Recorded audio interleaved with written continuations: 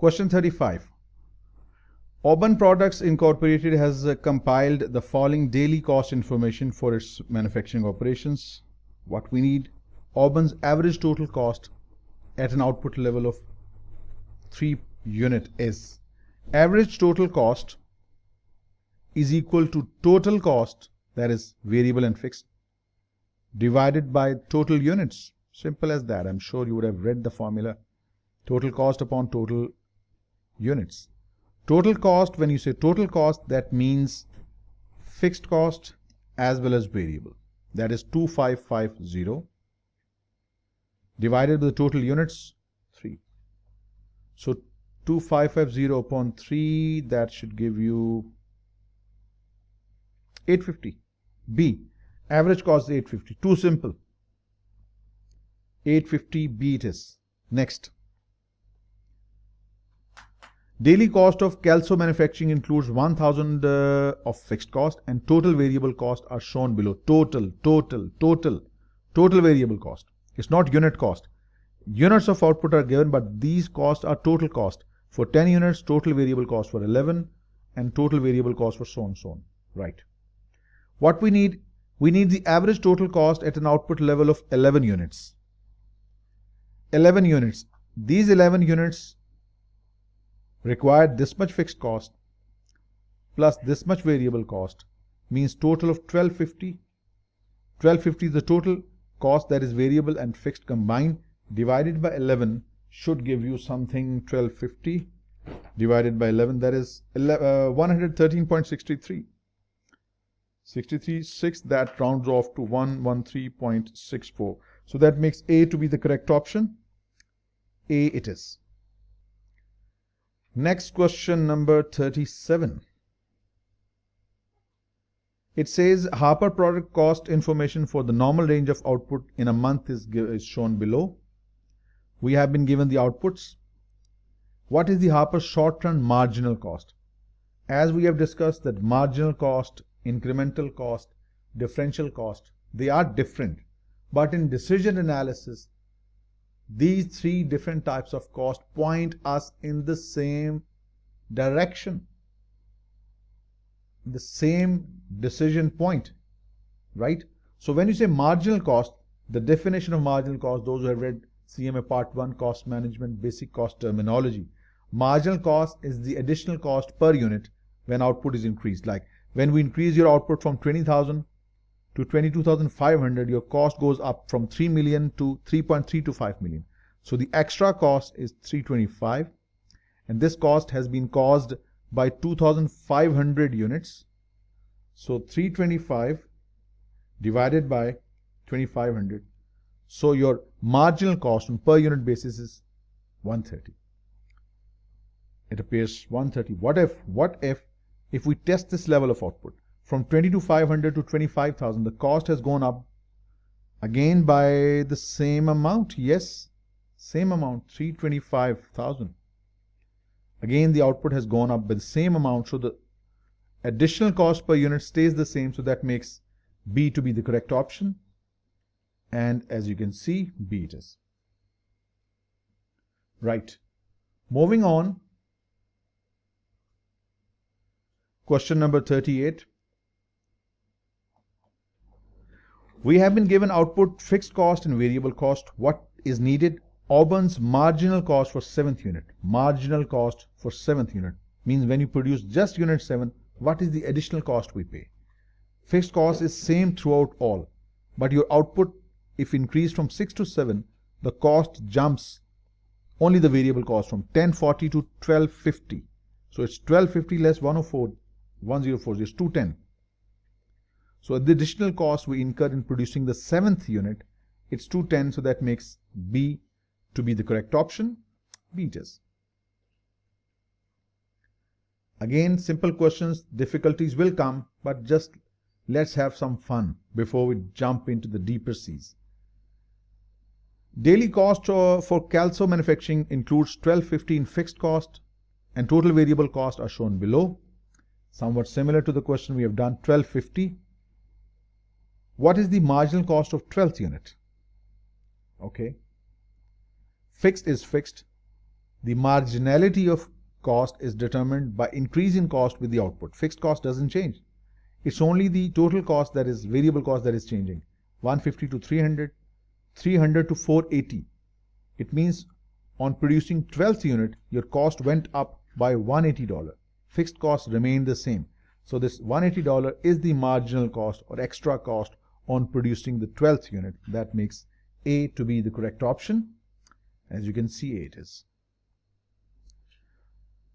The total cost of producing 100 units of goods is $800. Okay. If the firm average variable cost is 5, how do we find average variable cost? Average variable cost is the total variable cost divided by the number of units produced, which are 100 in this case. All right. This will help us find the total variable cost. Why do we need to find it out? Because we need to find out the remaining marginal or average fixed or variable cost. So total variable cost will be, average variable cost was 5. 5 multiplied by 100, which means the total variable cost is 500, which eliminates option B. Total variable cost is not 300, it's 500. Right?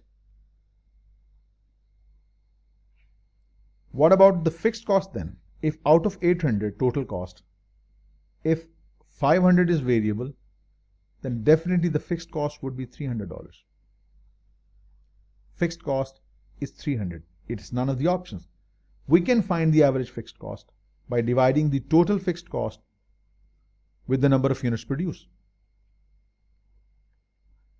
That's the option that matches. Marginal cost is not 3. The marginal cost is 5. Every additional unit you produce cost 5. Incorrect. Marginal cost is not 8. Marginal cost is 5. So that gives only B to be the correct option. Average fixed cost, A to be the correct option. That's what we found. Average fixed cost was $3. Again, a simple question. Difficulties will come. Till then, enjoy. The marginal cost of 23rd unit. 23rd unit, this one. Your cost when you produced 22 units was $12.90. When 23rd unit was produced, cost went up by $13.30 less $12.90. That's 40. This additional $40 was caused when your output rose from 22 to 23. So the cost of 23rd unit is 40. That makes B to be the correct option, and B it is. Next, now we are talking. Get ready, buckle up. Parker Manufacturing is analyzing the market potential for its specialty turbines. Parker developed its pricing and cost structures for their specialty turbines over the various relevant ranges. From 1 to 5, this would be the cost composition and revenues accordingly. 6 to 10, this would be the structure of cost revenue. 11 to 15 and 6 to 20. Now, which of the following production sales level would produce the highest operating income for Parker? We don't have to see these ranges. We have to specifically assess these output levels one by one. So in a columnar form, let's take 8 first, then 10, 14 and 17. Let's see at which level our profits are maximized. Taking 8 first, 8 falls right here. At this level, your selling price is 100, variable cost is 50, your contribution margin is $50,000 per unit. For 8 units, that will be your contribution. From this contribution, you will have to deduct your fixed cost. Interestingly, 50,000 times 8 is $400,000. $400,000 minus $400,000 gives you this. Next, 10 units. If you produce and sell 10 units, you will fall in this category again. Contribution would be 50,000 per unit. For 10 units, the contribution would be $500,000. Out of this, you will have to pay your fixed cost. At this level, $400,000. So the payoff, the net profit would be $100,000. We don't need to stop. We have to assess 14 and 17 units as well. 14 would fall in this category. At this level, your contribution is $100,000 less 45, $55,000. At this contribution, you would sell 14 units, means your 55,000 times 14 contribution would be 770. Out of this contribution, you will have to deduct the fixed cost related to this level of output. And that gives you 170. And lastly, 17 units, this falls in the last category. Here the contribution again is $55,000. For 17 units, this will be the total contribution, and from this you deduct the total fixed cost. Hence, you get what you are left with as operating income. So 55,000 times 17 less 800,000 gets you just $135,000. So out of all of these, the best option that maximizes your level of output is this. See, 14. That makes C to be the correct option, and these are the profit numbers given. You can give it in any format, but your working should be correct. A fuel company can sell 8 units of product at a selling price of $450. However, at a selling price of $445, the company can sell 9 units. What is the marginal revenue that is derived from selling 9th unit? Marginal revenue. When you sell 8 units at a selling price of $450, the total revenue that you obtain is 8 times $450. That is $3,600. Right? When you sell 9 units, you will have to lower the price. The law of demand tells you to lower the price to sell more. So 9 times 445 gives you 4,005. So the 9th unit has brought in the marginal revenue for you, 3,600 and 405 difference, that is 405. B. And B it is. Now, 44th. Things are getting messy as we are moving forward. A company's budget indicated the falling cost per unit for the company's most popular product. Variable manufacturing cost 64, fixed manufacturing overhead 45, sales commission $3, fixed selling and administrative cost 32. Okay. Although this product normally sells for 160 per unit, the company received a special order from a new customer. If the company has idle capacity, we have surplus capacity, we can entertain this order, and whenever you have idle capacity or excess capacity or surplus capacity, it means you can produce and sell at any price lower than 160. It won't put you at a loss, rather it will benefit you. Remember, it's a very important point, essential for transfer pricing. Transfer pricing is no longer a part of your syllabus. It was, but it is not. If you have idle capacity, surplus capacity, excess capacity, means you can sell at a price lower than 160, it will still benefit you. But if you are operating at full capacity, if a special order comes, even from within the company or outside, you must sell outside, because otherwise you will lose revenue. Right. So we have idle capacity means we can quote a price less than 160. Right. If the company has idle capacity, its income would increase by accepting the order if the selling price per unit for the product was greater than what? 64 is the variable manufacturing cost. Sales commission is what we pay on selling each unit. Fixed manufacturing cost is not FDA.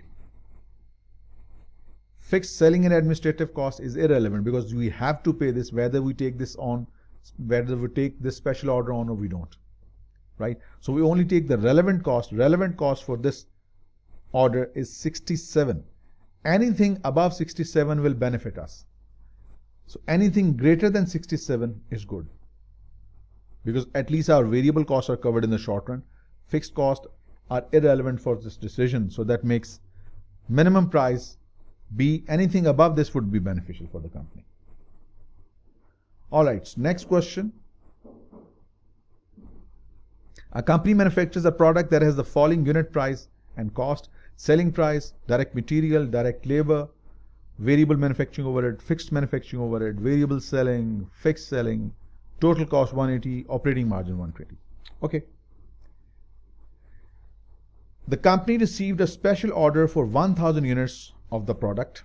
Same product, the cost information of which is given here. The company currently has excess capacity. That's a very useful piece of information. Whenever you have excess, idle or surplus capacity, it means anything below 300 would do. Anything below 300, anything above the variable cost. This plus this plus this plus this.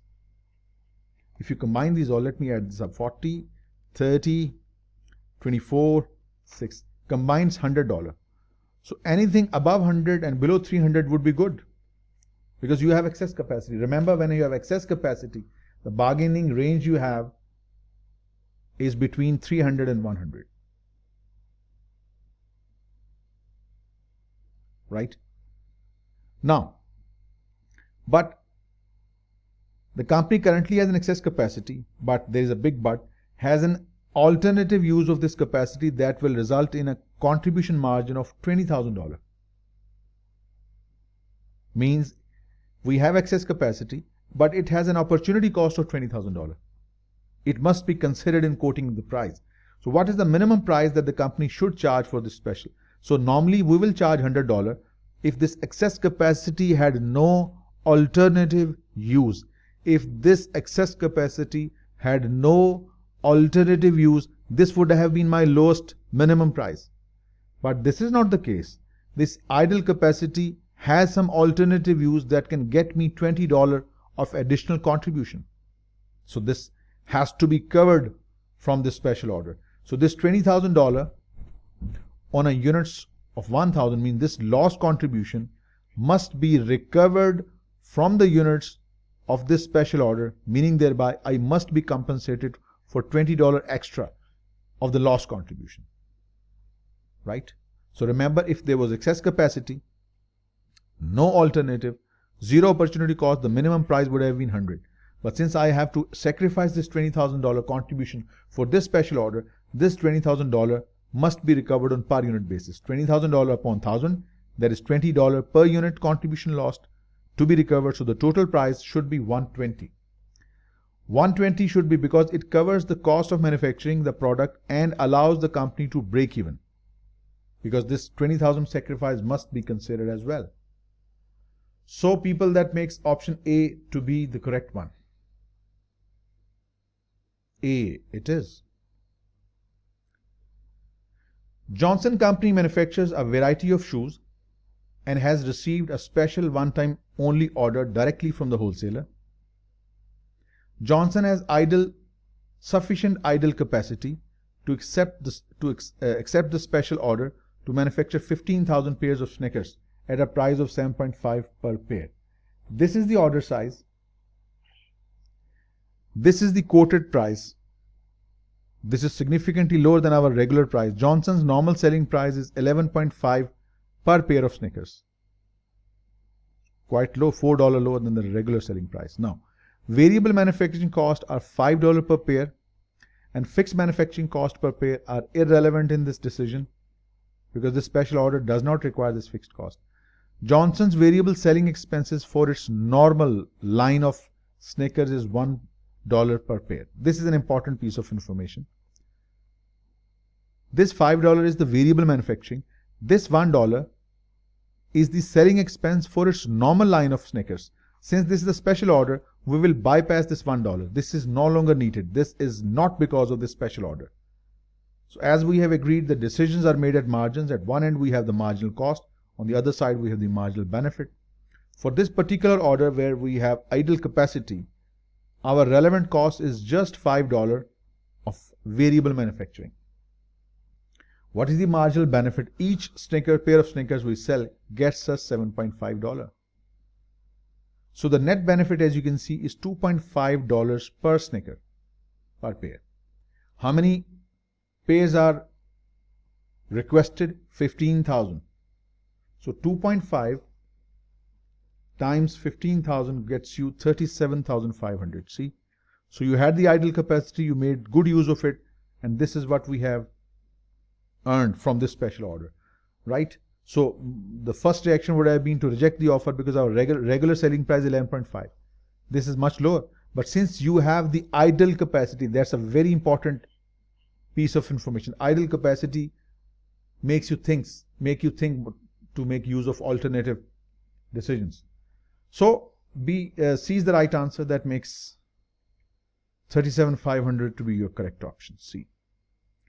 Next. This is a good question involving transfer pricing. Transfer pricing is no longer a part of your CMA Part 2 syllabus. But since it's a IMA exam support package, so whatever is there, we must do it. All right. The Robo division is a decentralized division of GMT Industries, has been approached to submit a bid for potential projects for RSP company. Okay, so Robo division has been informed by RSP that they will not consider bids over $88 million. What is it? Let us read the information. We lost it somewhere. The Robo division, a decentralized division of GMT Industries. GMT is the parent organization or the company which has multiple divisions. That's what we are considering. Robo division is one of the divisions. Robo division has been informed by RSP, the customer, that they will not consider bids over 8 million. So RSP company has requested for a bid. Robo division is the division that will be catering to this customer order. The customer has said that they will not entertain anything above 8 million. This is the maximum bid they will consider. Okay, now Robo division is the one in action. Robo division purchases its materials from the cross division of the GMT Industries. This division purchases its material from the segment that is the part of the same group of companies or same company, GMT Industries.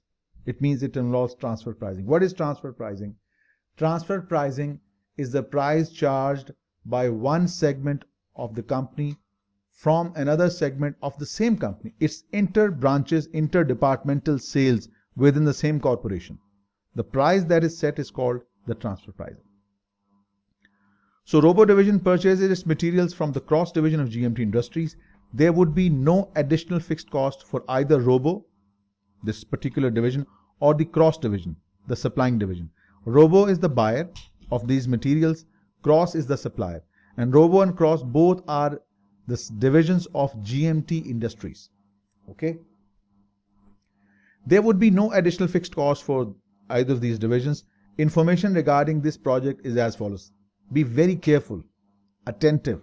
It's a twisted question. Cross division, who is the selling division, has this much variable cost, 1.5 million, and this is the transfer price this segment has decided to provide material to Robo division. Cross division has its own cost, 1.5 million, but this division will provide its output at a $3.7 million to Robo division, which needs this material to cater to this customer order. Okay. Now, if Robo division submits a bid of 8 million, because this is the maximum ceiling of the bid, we can't bid above this, the amount of the contribution margin recognized by the Robo division and the GMT Industries as a whole.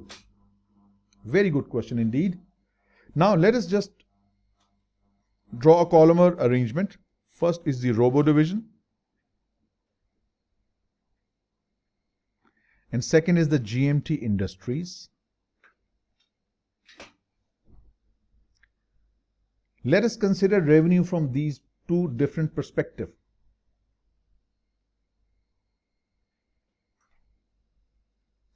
Revenue of $8 million received by the Robo division, in fact, is the revenue for the GMT industry as a whole, because Robo division ultimately is the part of GM Industries. Agree? Now let's see the costs. Robo division has to incur this 4.8 million cost. Yes. And Robo division will also have to pay this $3.7 million to cross division, which is another division of the same company. Right? So 4.8 million is its own cost. plus 3.7 million cost to be paid to cross division for the necessary material needed to do this particular job. So there is another element of cost, that is 3.7 million. So the robo division will calculate its profit using these numbers: 8 million less 4.8 million less 3.7 million.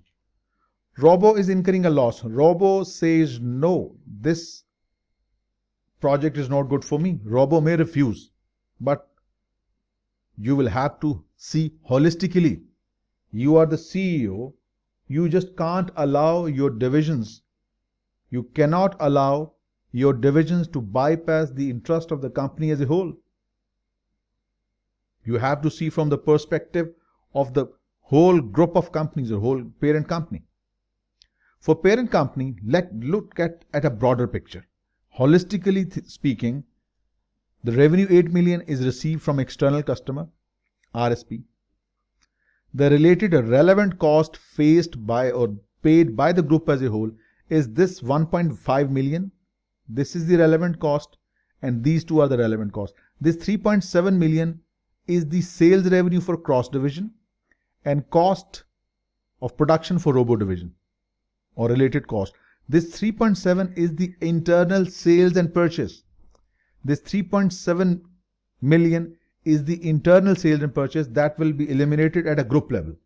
Within the group, there is no sale and purchase within the segments and divisions between themselves. So we will only consider the cost from external perspective. And for these, this is the cost 1.5 million and 4.8 million. So 8 million less 1.5 million less 4.8 million gives you 1.7 million profit. See, so we can't allow robo division to reject this order, because for the company as a whole it is profitable, right? So when we talk about goal congruence, the interest of the organization as a whole is more important than the individual divisions and segments. So that is the reason in transfer pricing, in group decision making, yes, individual divisions should have the authority to make decisions for their divisions, for their departments, but they must not compromise the interests of the whole company. They cannot be allowed to build empires for their departments or divisions. They must not undermine the interest of the organization as a whole. That was a very important point to learn. Even the robo division is facing a loss in this order, but the company is benefiting. So it's a company that matters. So we should go for this. So that makes C to be the correct option. And C it should be. Yes. Now this is a biggie. A big question. Which of the following bid prices should be recommended to BCC management? So this last line is not enough to give an idea what the question is all about. We will have to read the whole of it. The basic computer company BCC sells its microcomputers using the bid pricing. It develops bids on full cost basis. Full cost includes estimated material, labor, variable overheads, fixed manufacturing overheads, and reasonable incremental computer assembly administrative cost. Incremental costs are relevant, additional costs that you're incurring for this particular order, plus 10% return on full cost. Okay, that's the profit margin. This is one of the transfer pricing, or one of the ways we calculate the selling price to external customers. BCC believes that bids in excess of $925 per computer are not likely to be considered. This is too high. BCC's current cost structure based on its normal production level is $500 for materials per computer. Let's write this down. $500 is the material cost of material per computer. Further, labor is paid at the rate of $20 per labor hour. Assembly and testing of each computer requires 12 labor hours, which means the labor cost would be 12 times 20. The labor cost will be 12 times 20, that is 240. Done.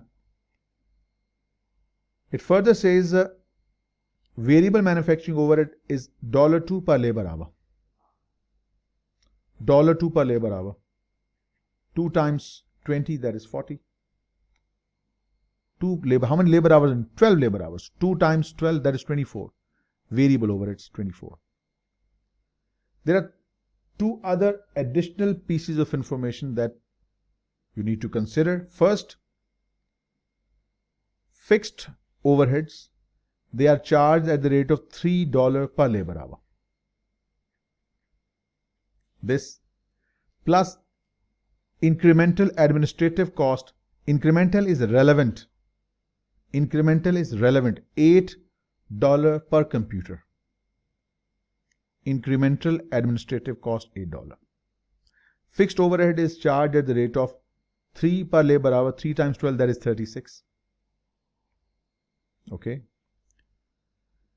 It further says that your total fixed cost, once it's determined, 10% is added to the full cost, plus a 10% return on full cost. All this includes the relevant cost. So considering this 500 material cost, plus 240 labor, 24 variable overhead, 36 fixed overheads, 8% incremental administrative cost, the total cost comes out to be 2808. To this we must add 10% desired profit margin, that will be 80.8. So the total price is going to be 888.8 apparently. Let's see what exactly do we need to find out. The company has received a request from school board for 500 computers. This is the price that will cover everything. Our fixed overheads, which are, by the way, not relevant, plus our desired profit margin, a total price of this. BCC management expects heavy competition in bidding for this job. As this is a very large order for BCC and could lead to other educational institutions' orders, management is extremely interested in submitting a bid which would win the job. Means you must lowball, you must pitch low, you must offer the lowest possible price, but a price high enough so that the current net income will not be unfavorable. Means a price where your marginal cost and marginal benefit are same. In other words, at least you must recover your variable cost in the short run. You must recover this, this, this, and this, the red one. They must be recovered. This is at least you must recover, because if you can't recover these, there will be a loss in the project. We just want to break even. So at least these 4 costs must be recovered. So adding these all, which of the following bid prices should be recommended to BCC management? The minimum one, 500 plus 240 plus 24 plus 8, that is 772. This is the minimum price you should quote, B. And if you say full cost, that's 880. And still it's very much within the acceptable range. But if you want to go low, that's the minimum price you should quote, that's 772. So that makes B to be the correct option, 772. All right, next, question 49. The loss of key customer has temporarily caused Bedford Machining to have some excess manufacturing capacity. Excess manufacturing capacity. Bedford is considering the acceptance of a special order, one that involves Bedford's most popular product. Consider the following types of costs, 4 costs. Which of the following combination of cost types should be considered in the special order acceptance decision? The relevant costs in any decision-making process are FDA. Means the costs that are future related, costs that differ between the options, and cost that is avoidable. Variable cost of production, yes, if you take on the order, it exists. If you don't, it doesn't. It's the relevant cost. Fixed cost of product, whether you produce that product or not, fixed cost, it's not always, it's irrelevant, but fixed cost of the product which has to be incurred, which is not necessary for production process, like rent. In the long run, rent has to be paid. In the short run, it has to be paid. It doesn't affect your decision that should you take on the special order or not. Rent has to be paid, insurance, property taxes, depreciation. Our special order doesn't change the fixed cost. This fixed cost is not because of the special order. It has to be paid anyway. It doesn't differ. It is not avoidable. Hence, it's irrelevant. So the relevant cost is variable overheads. Direct, gentlemen, here you can get a better understanding. Direct fixed cost associated with this order. Not every fixed cost is irrelevant. Direct fixed cost associated with the special order, it is very much relevant. Variable cost of product, very much relevant. Opportunity cost of temporarily idle capacity. We have some idle capacity, it has some opportunity cost. It must also be considered in the special order. This is the only thing that is irrelevant. So it's 1, 3, 4, so that makes D to be the correct option. And D it is. Okay. Next. Big question. In negotiation a price for the special order, Raymond should set the minimum per unit. Minimum. To decide what is the minimum, you need to see whether you are operating at full capacity or you are operating at excess capacity. If you have excess or surplus capacity, anything that just covers your variable cost is okay. Right?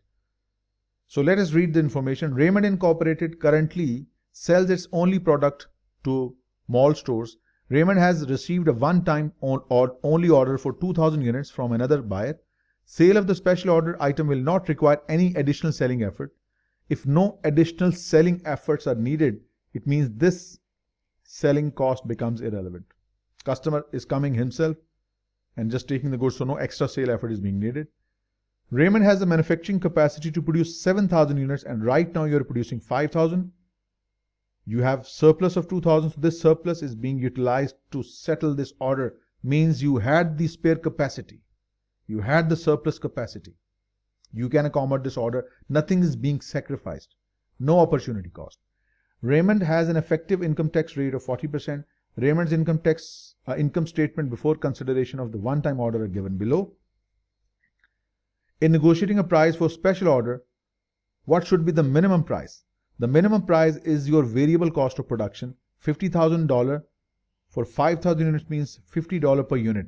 This is the absolute minimum you should charge, and if you have the luxury to charge the maximum price, or should it be 10, 50,000 upon 5,000 is 10. This is the minimum price, and the maximum price you can charge is $20. So this is the minimum, this is the max you can charge. Since we are required to give the minimum, so that's $10. That makes A to be the correct option. Alright, next. 2 months ago, Hickory Corporation purchased 4,500 pounds of kaolin at a cost of $15,300. This is what you paid to buy these many pounds. So you can find out the unit cost, 15,300 divided by 4,500, 3.4. That's the original cost you paid. $3.4 per kg, or was it per pound? Okay. The market for this product has become very strong with the price jumped to 4.05. The current price is 4.05 per pound. Because of the demand, Hickory can buy or sell kaolin at this price. Hickory recently received a special order inquiry that would require the use of 4,200 pounds of kaolin. In deciding whether to accept the order, the management must evaluate a number of decision factors. With regard to income taxes, which of the following combination of factors correctly depicts relevant and irrelevant decision factors respectively? This special order of 4,200 pounds of kaolin, if used, remaining 300 pounds would be left. Remaining 300 pounds of kaolin, they are irrelevant for decision. It means they won't be used, but still they can be sold at 4.05. It's not that they are worthless, even though they are not being used in this special order, but still they are not worthless. They have the opportunity cost. We can sell it in the market 4.0. It is relevant, yes. Market price of 4.05 per pound, it is relevant again because this is the price at which this kaolin can be sold in the market. So both sides relevant, so that makes option A to be incorrect. Market price of 4.05 per pound, this is very much relevant. That's what you can sell your kaolin for per pound basis. The purchase price, original price you paid to acquire this material some years ago or some months ago, this is irrelevant. So current market price is relevant because all of it can be sold at this price, but the previous price you paid, historical cost, it's a sunk cost. It is irrelevant. Yes, B is the right answer. Okay, we go. Gardner Company currently is using its full capacity of 25,000 machine hours to manufacture product XR2000. Okay, all our labor hours are being used to produce this product. Our manufacturing capacity is dedicated to produce this product. Means if we switch production, there will be some opportunity cost, and that must be considered. LGB Corporation placed an order with Gardner for the manufacture of 1,000 units of KT6500. This is being ordered. LJB would normally manufacture this component. However, due to a fire at its plant, LGB needs to purchase these units to continue manufacturing other products. Our customer produces these goods himself, but because of some fire, he is now come to us to ask for these units. This is a one-time special order. The following reflects unit cost data and selling price of these two items separately. What is the minimum unit price of that Gardner should charge LGB to manufacture 1,000 units of KT6500? Since there is no spare capacity, all your productive facilities are fully utilized. First, let us see what is our variable cost of production. Material, labor, variable overheads, variable selling. Adding these all, 27 plus 12 plus 6 plus 5 gives you $50. Right? This you will have to recover anyway. This is your relevant cost of production. Fixed stays fixed, fixed selling remains fixed. Okay? Since we have limited machine hours and all of these has been dedicated in production of XR2000, we will have to sacrifice some productive hours of XR2000 on producing KT6500. Let us calculate how much contribution we generate from each unit of XR2000. 105 less 4, 5, 10 and 24. 105 less 4 less 5 less 10 less 24. It gives you 62. $62 per unit is obtained from each unit of 2000, XR2000. We don't need on per unit basis. We need on hourly basis. Each XR2000 takes 4 hours. 62 by 4 means it's $15.5 per hour. Each machine hour we spend on XR2000 generates a contribution of 15.5. Each hour we spend on XR2000 generates a contribution of 15.5. If we take 1 hour away from XR2000, we lose 15.5. Since we have to take away 3 hours for each KT6500, which means we are taking away how much contribution? 15.5 times 3, 46.5. We are taking away this much contribution by switching our limited hours from XR2000 to KT6500.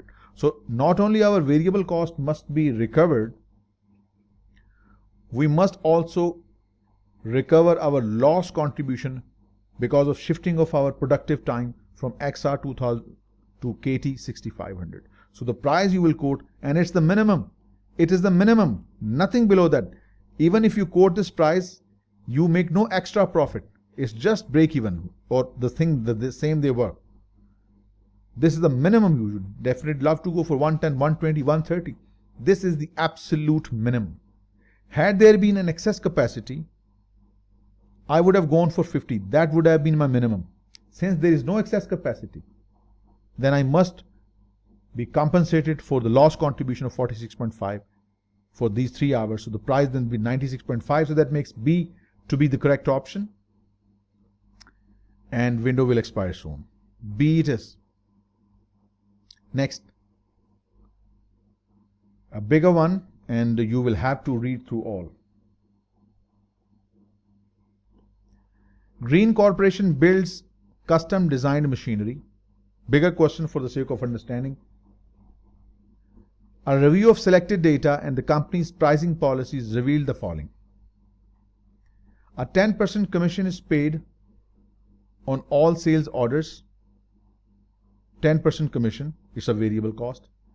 Variable and fixed factory overheads total 40% and 20% respectively of direct labor cost.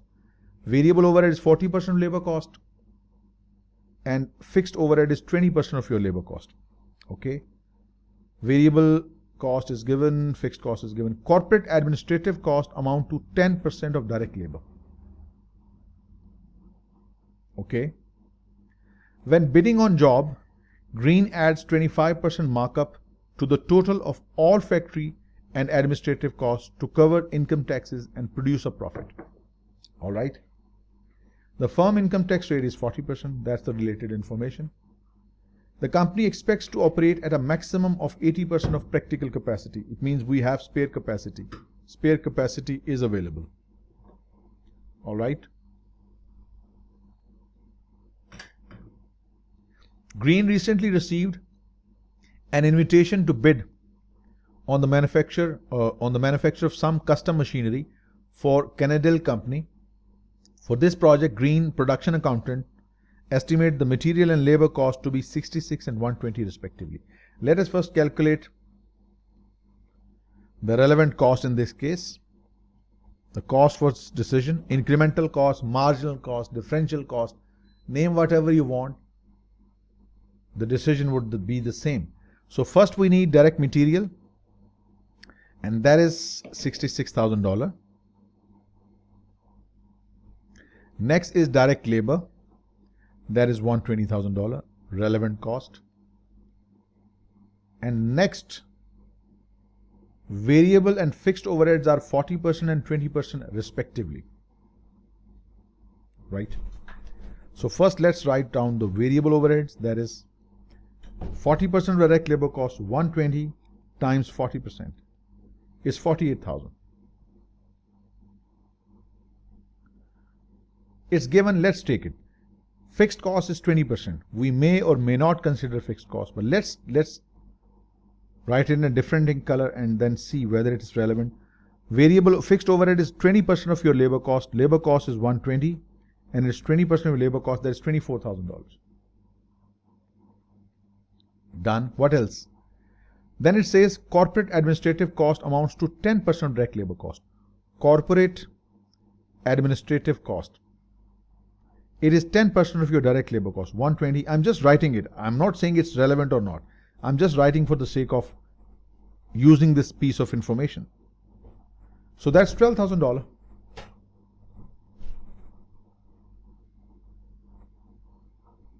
Okay. Then what? When bidding, the Green adds 25% markup to the total cost. We are missing one important thing. Sales commission.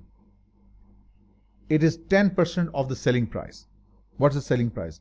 Accordingly, Green Limited submitted a bid to Canadell in the amount of $375,000. Feeling Green's bid was too high, Canadell countered with a price of $280. Instead of this bid price, they have offered us $280. Which of the following options should be recommended to Green? It means this bid price, $375, is rejected. The only price the customer is willing to pay is $280. Now, we should at least see what are the relevant costs in this order. Right? So this fixed overhead is wiped out because it has to be paid whether we take on this order or not. Right? What about this corporate administrative cost? Corporate administrative cost, 10% of direct labor.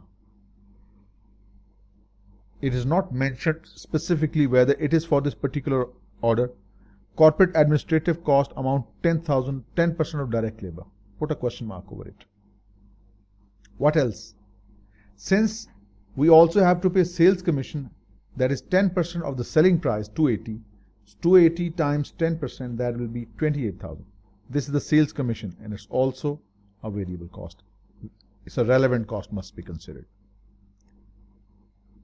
We are still undecided related to this corporate administrative cost. Since this administrative cost, just like in the last question, we considered the incremental administrative cost for this specific order. Since this specific order requires some management time to cater to the needs of the customer, so I think it should be considered. Fixed cost we can eliminate because that has to be paid in the short run and that doesn't change with the accept or reject decision. So it's direct material, direct labor, variable overheads, corporate administrative costs specifically for this order, and then sales commission. And let's see what is the total cost then. Let's calculate the total cost. 66 plus 120 plus 48 plus 12 plus 28. It gives you a total of $274,000. Every relevant cost has been covered. Every relevant cost has been covered. So the decision is, if the customer has countered the offer with 280, should we take it on or not? And customer is not changing his mind. He's not refusing the offer. Then even then, you have nothing to lose. You have nothing. This is your marginal cost of this decision, and this is the benefit you're drawing. So still you save $6,000. At least you are getting some benefit. So accept this counter offer because the order will increase operating. If you take this order, your income will go up by $6,000. There is no loss. Kuch haa raha hai, ja nahi raha. There is some benefit. So this order must be accepted. That makes A to be the correct option. He has just calculated the contribution. We have taken on a much wider approach. This is not the correct solution, I would say. You should have considered all the relevant costs. You can't omit sales commission. You can't. It's a part of it. He has totally omitted sales commission. So we have done it in a more holistic way. You should have your concepts cleared, understanding refined. Rest of it is irrelevant. All right, moving on to question number 54. This one. Synergy Incorporated produces a component that is popular in many refrigeration systems. Data on 3 of the 5 different models of this component are given. A, B, C, these are the units needed. This is the relevant manufacturing cost: material,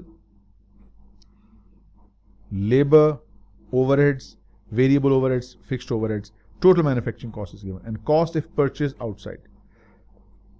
If we manufacture these goods or these units ourselves, this is the cost in case of ABC. 26, 54, 52.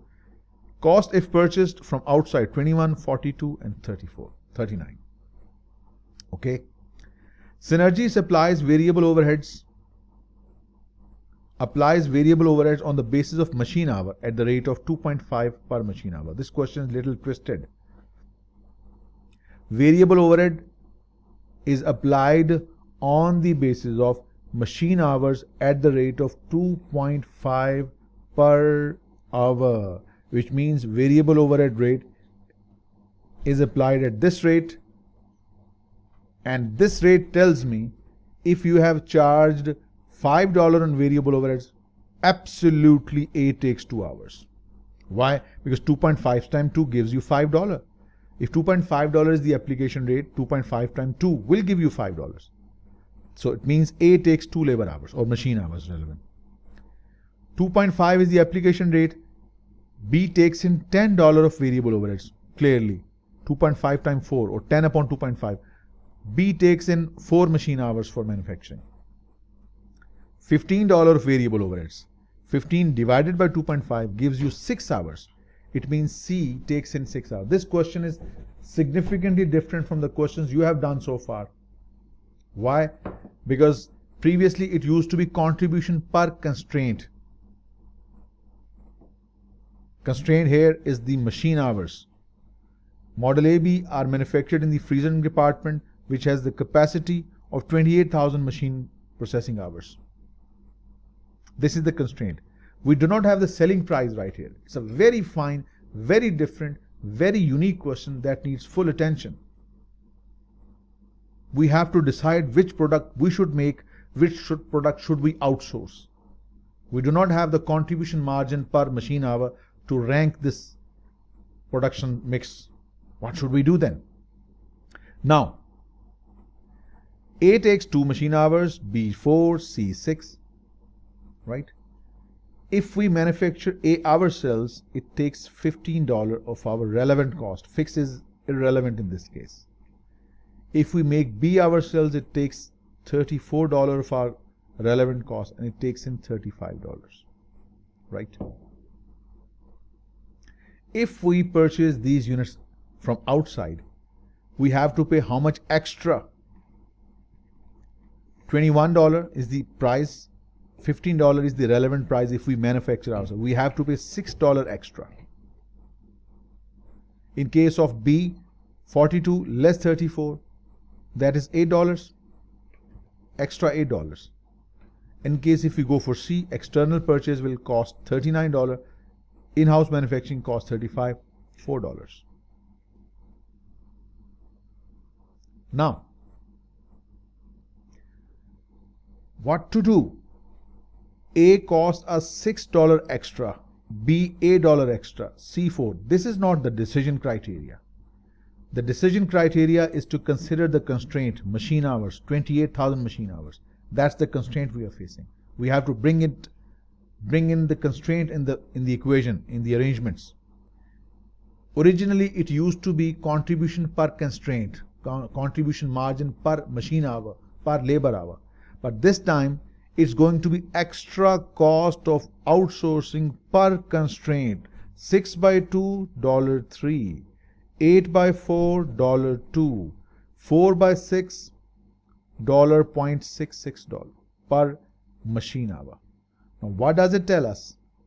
That our machine hour is so valuable. If we get A outsourced, every one machine hour bought from outside costs us $3. If we outsource B, every one machine hour outsourced costs us $2 extra.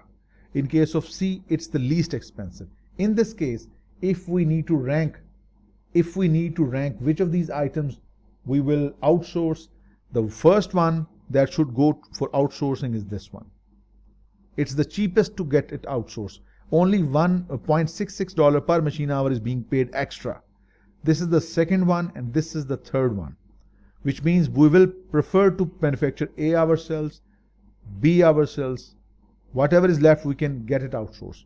Now let us see how much of it can we produce ourselves. We have 28,000 hours for A, B and C. A, 5,000 units, each taking 2 hours. It means we need 10,000 hours for A. Only then we can produce 5,000 units of A. Then for B, how many hours do we need? We need to produce 6,000 Bs and each B takes 4 hours. We need 24,000 hours. Of course, we don't have these many hours. How many hours do we have then available out of 28? Just 18. Those 18,000 available hours we have out of this 28 will help us manufacture how many Bs? 18,000 divided by 4. Only 4,500. We can manufacture 5,000 As and 4,500 Bs. The rest of it has to be outsourced, B and C.